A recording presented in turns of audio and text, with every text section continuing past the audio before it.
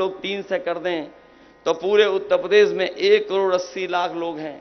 और यही 1,80,00,000 लोगों का अगर हम 80 लोकसभाओं में भाग दे दें तो हर लोकसभा में 2,25,000 वोट कम भारतीय जनता पार्टी का हो गया।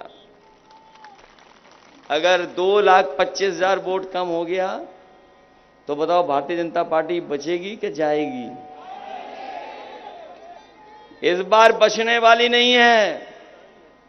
और अग्निवीर वाले भी जानते होंगे, नौजवान जो फौज में भर्ती होते थे और फौज में पक्की नौकरी मिलती थी, लेकिन इन्होंने आधी अधूरी नौकरी कर दी। जो अग्निवीर में भर्ती हो जाएंगे उन्हें फौज का कोई सम्मान मिलने वाला नहीं है। अगर वो शहीद होंगे तब भी उन्हें सम्मान नहीं मिलने जा रहा है। इसलिए अपने नौजवानों को कह के जा रहे हैं, आने वाले समय में जब सरकार बनेगी तो पूरी की पूरी पक्की नौकरी मिलेगी और अग्निवीर व्यवस्था हमेशा हमेशा के लिए खत्म हो जाएगी। अखिलेश भैया जिंदाबाद जिंदाबाद जिंदाबाद। जब हम लोग अग्निवीर की बात करते हैं वहीं हम अपने खाकी वर्दी वालों को भी याद दिलाते हैं कि अभी तो फौज की नौकरी हुई है 4 साल की, बीजेपी वाले आ गए तो हो सकता है हमारे खाकी वर्दी पहनने वाले भाइयों की भी नौकरी 3 साल की कर रहे हैं। जब ये बात मैं कहता हूं तो हमारे प्रेस के लोग हमसे सवाल पूछते हैं कि ये कैसे हो सकता है। मैं उन्हें पूछता हूं कि बताओ, जब अग्निवीर लागू हुई क्या आपको पता था कि अग्निवीर 4 साल की नौकरी हो जाएगी? क्या आपको पता था कि भारतीय जनता पार्टी के लोग हवाई अड्डे बेच देंगे? क्या आपको पता था कि भारतीय जनता पार्टी बंदरगाह भी बेच देगी? क्या आपको पता था कि पानी के जहाज बेच देगी भारतीय जनता पार्टी? क्या आपको पता था कि बड़ी बड़ी कंपनियां जो सरकार की थी, टेलीफोन की, इंश्योरेंस की, उनको बेच देंगे? क्या आपको पता था कि आधी रात नोटबंदी हो जाएगी? क्या आपको पता था कि जीएसटी लागू कर देगी बीजेपी? क्या आपको पता था कि इलेक्टोरल बॉन्ड के नाम पर बड़े बड़े उद्योगपतियों से ये पैसा वसूल लेंगे? अगर ये नहीं पता था तो याद रखना, अभी तो फौज की 4 साल की नौकरी हुई है, हमारे खाकी वर्दी पहनने वालों की भी 3 साल की नौकरी कर देंगे लोग। इसलिए सावधान हो के नहीं हो आप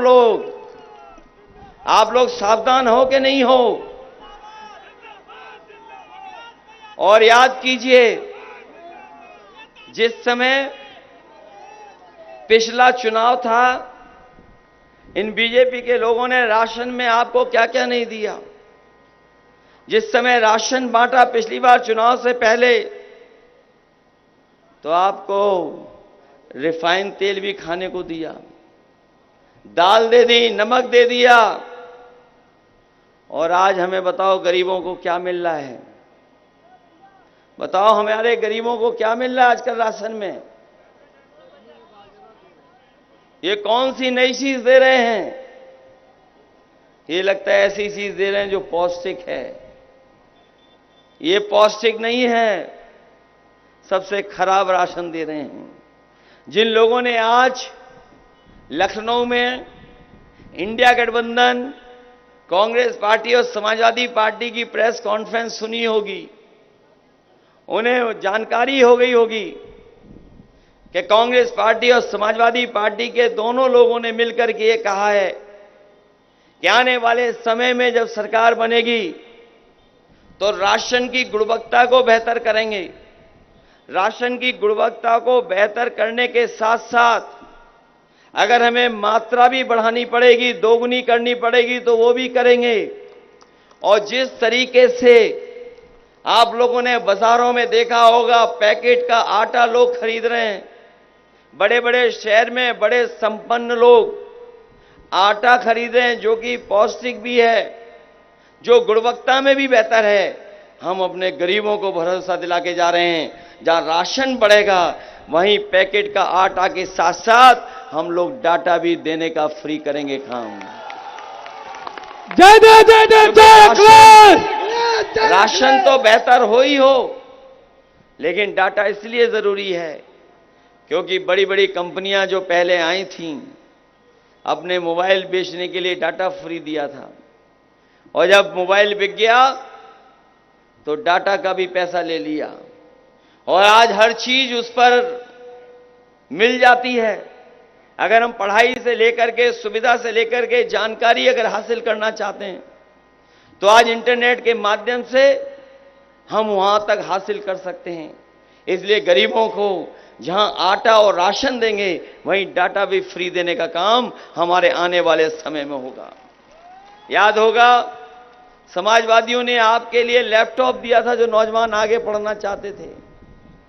वो लैपटॉप जहां भी आज होगा, जिनको समाजवादी सरकार में मिला होगा, वो आज भी चल रहा होगा, और जब कभी भी आप उसको ऑन करते होंगे तो उसमें नेताजी और हम लोगों की भी तस्वीर दिखाई देती होगी।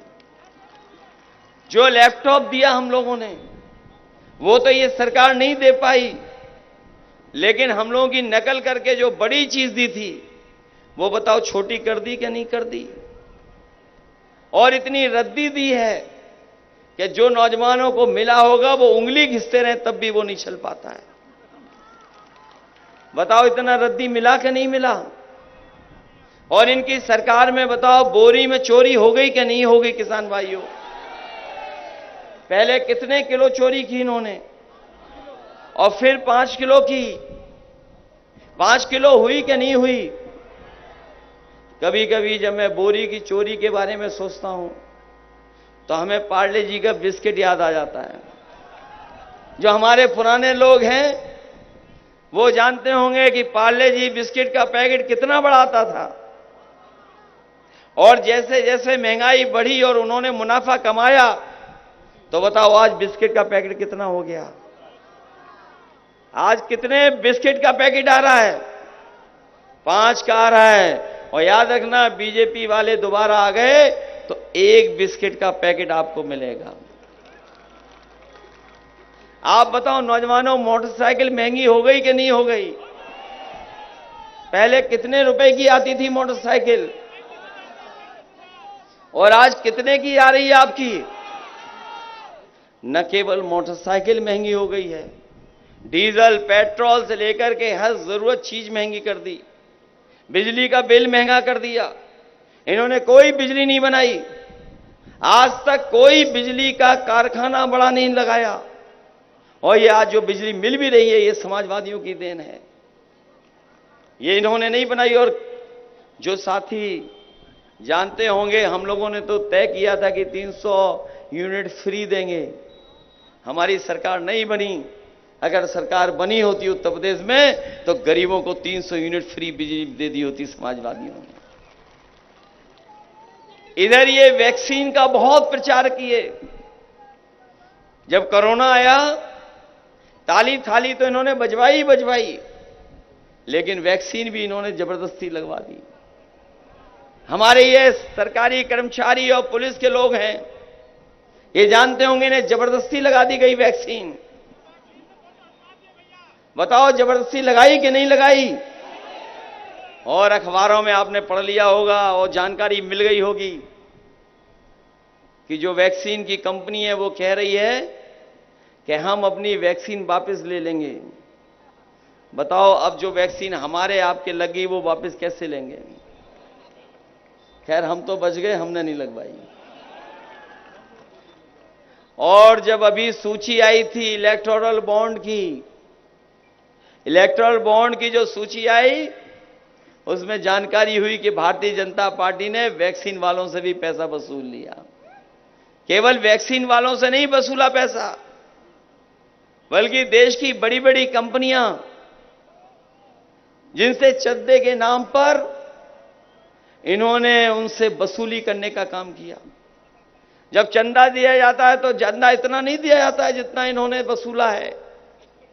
चंदा कोई हजारों में देता है, लाख में देता है, लेकिन 1000 करोड़, 500 करोड़, 400 करोड़, 600 करोड़ नहीं देता कोई। जब से इलेक्टोरल बॉन्ड की बात आ गई है बाहर, तब से भारतीय जनता पार्टी का बैंड बज गया। वो इलेक्टोरल बॉन्ड के बारे में बात नहीं करना चाहते। ये जानकारी है आपको कि नहीं है। और हमारे पत्रकार साथी भी ये भी सूचना कम देते हैं,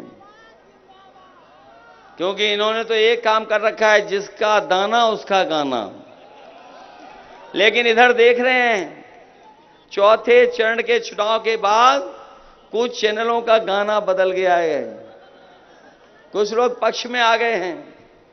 और याद रखना, 7वें चरण तक ये बहुत सारे साथी आपके साथ खड़े दिखाई देंगे। अखिलेश भैया इसलिए जिंदाबाद। मैं आप सबसे सहयोग और मदद मांगने आया हूं। ये वो क्षेत्र है जो गरीबों का है, तमाम तकलीफ परेशानियों का सामना करता है। ये बीजेपी के लोगों ने बड़े बड़े आयोजन किए थे दिल्ली, लखनऊ में, G20 के बहाने, इन्वेस्टमेंट के बहाने, डिफेंस कॉरिडोर के बहाने, लेकिन कोई भी निवेश जमीन पर नहीं उतरा। कहने को तो ये कहते हैं कि हमने कारखाने लगाने के लिए इतना पैसा ले लिया है। बताओ, बलरामपुर, श्रावस्ती से लेकर के कोई अगर कारखाना एक भी लगाया हो तो बता दो।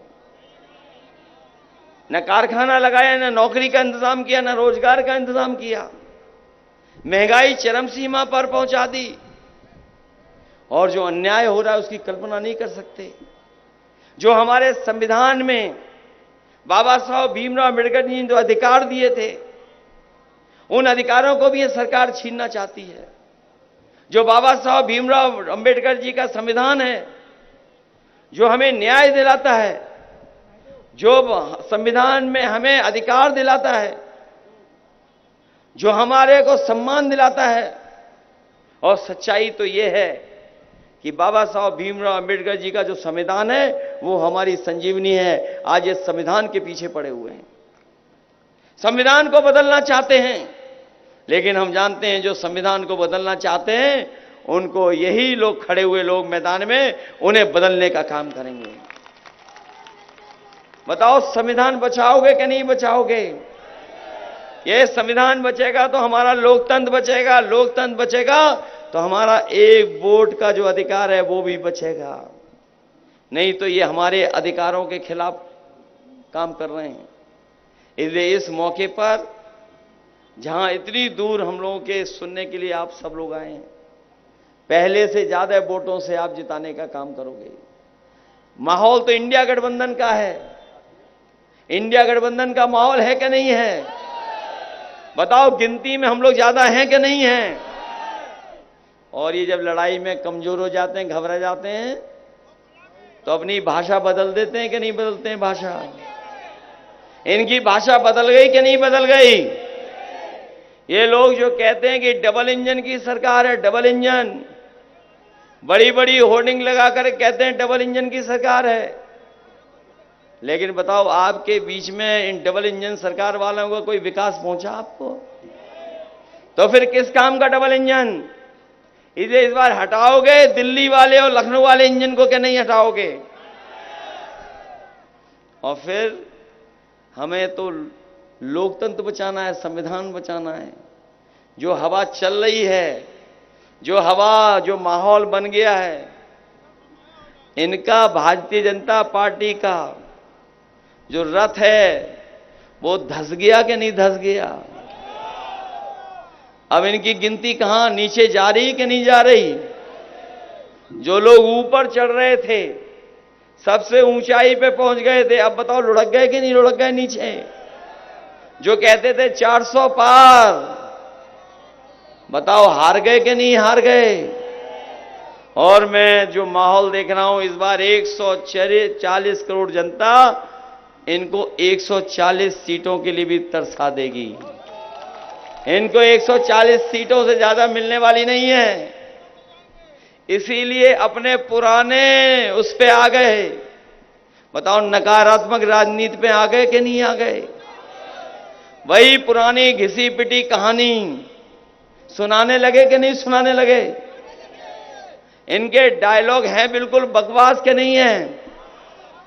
ये चुनाव है विकास का, ये चुनाव है हमारे आपके लोगों के भविष्य को बनाने का।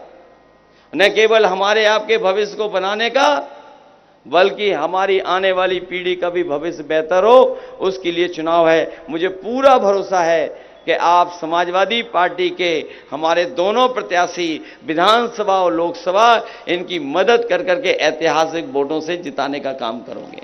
अखिलेश भैया जिंदाबाद जिंदाबाद जिंदाबाद। लोग सोचते हैं कि हमने टिकट काट दी थी।